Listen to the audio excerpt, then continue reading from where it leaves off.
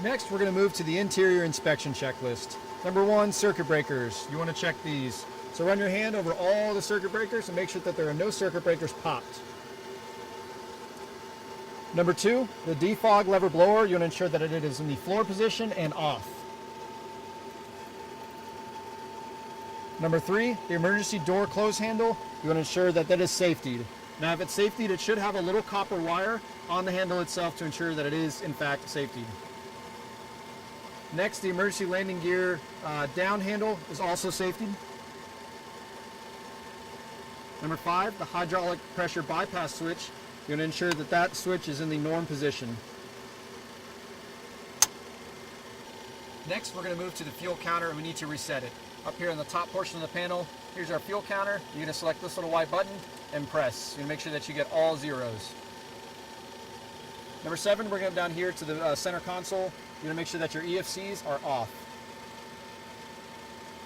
Number 8, you're going to make sure your engine synchronizer is off. Number 9, go over here to your anti-skid. You want to ensure that this switch is in the off position. Number 10, the emergency brake. You want to ensure that that is safety. Number 11, your cabin dump valve. You also want to ensure that that is safety. Number 12, the cabin pressure controller is set. Now, if you're going out to cruise, you want to make sure that your cabin pressure is set to 1,000 feet above. You also want to make sure that the pressure regulator is set to about the 10 o'clock position. Number 13, the environmental control panel. You want to make sure that is set. Now, this may change based on the conditions outside or what you need for your flight, but in general, you want to make sure that the bleed air is off. Temperature to what you need based on the conditions outside. Cabin outlet is off. The auto flight deck is selected. Ground air is off. Your avionics standby blower is off. And your pressure regulator is either in the full increase position, or once you get closer to your lineup checklist, if you need ACM off, you'll switch that to decrease. But for now, ensure that it is in full increase.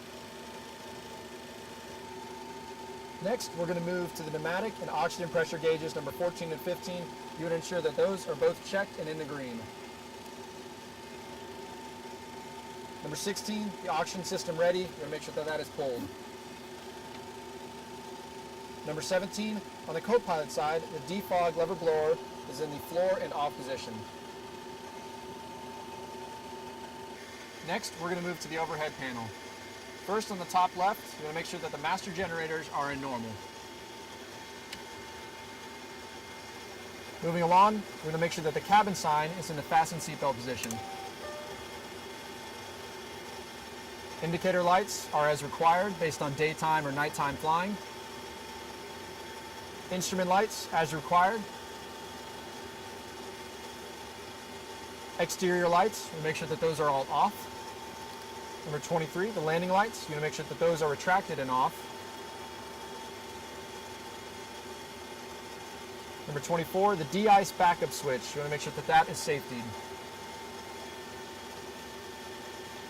Number 25, anti-ice and de-ice, there are 7 switches, you want to make sure that those are all off. The master test switch, you want to make sure that that is off. Generator reset switches as required. Now, if you're on internal power, these 2 switches should be in the off position. If you do not have a ground power unit, those switches can be in normal. Number 28, AOA, pitot, and static heat. There are 6 switches. Ensure that those are all off. Number 29, with the wipers, ensure that those are off.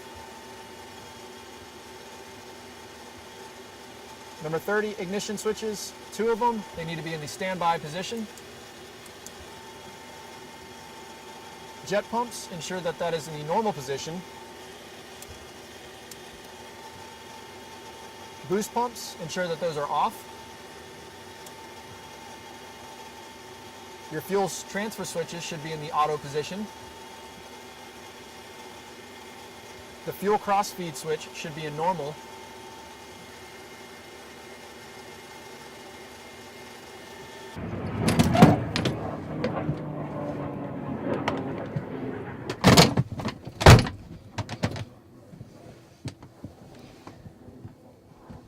8 white.